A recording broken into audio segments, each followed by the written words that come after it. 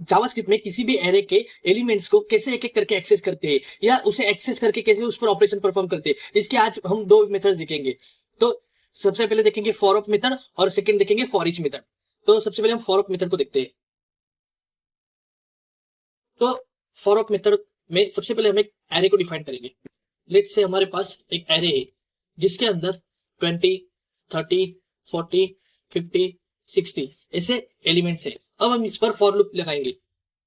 तो सबसे पहले हम फॉर लूप का स्ट्रक्चर लिखेंगे। ये तो हो गया हमारा फॉर लूप का स्ट्रक्चर। अब इसके अंदर हम एक वेरिएबल डिफाइन करेंगे। अब ये क्यों डिफाइन करने ये भी बताऊंगा।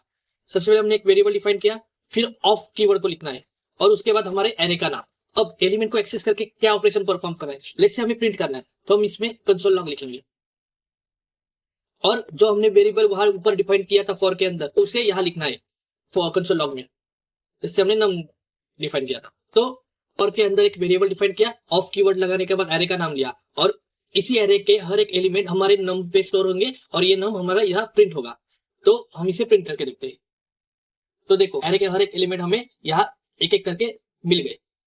अब हम सेकेंड मेथड की बात करेंगे जो है फॉर ईच। इसके लिए हमें सबसे पहले एरे का नाम लिखना पड़ता है, फिर डॉट लगाकर फॉर ईच का फंक्शन लिखना पड़ता है। अब ये फंक्शन क्या करता है, ये एक कॉल बैक फंक्शन लेता है।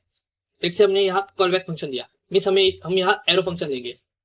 अब इस कॉल बैक फंक्शन में हम यहाँ एक वेरिएबल लिखेंगे और हमें क्या ऑपरेशन परफॉर्म करना है, लेट्स से प्रिंट करना है। तो हम यहाँ कंसोल डॉट लॉग लिखेंगे और सिंपली हम नम को प्रिंट करेंगे। अब इस मेथड में क्या होगा कि एरे का हर एक एलिमेंट इस नम में आएगा और इस नम से हमारे कंसोल लॉग में आएगा। तो इसे क्लियर करते हैं और प्रिंट करते हैं। तो देखो एरे का हर एक एलिमेंट हमारे पास प्रिंट होके आ गया। जब कॉल बैक फंक्शन में वन लाइन कोड हो तो सिंपली हम इसे और इजी कर सकते हैं। जैसे यहाँ एक वन लाइन है तो ये कर्ली ब्रेसेस को हटाएंगे और इस ब्रेसेस को हटाएंगे और लास्ट में इसे ऊपर लेंगे। तो ये हमारा एक वन लाइन कोड हो गया।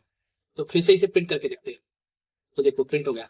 तो यही दो मेथड थे ES6 के जिससे हम एरे के हर एक एलिमेंट को एक एक करके एक्सेस कर सकते हैं।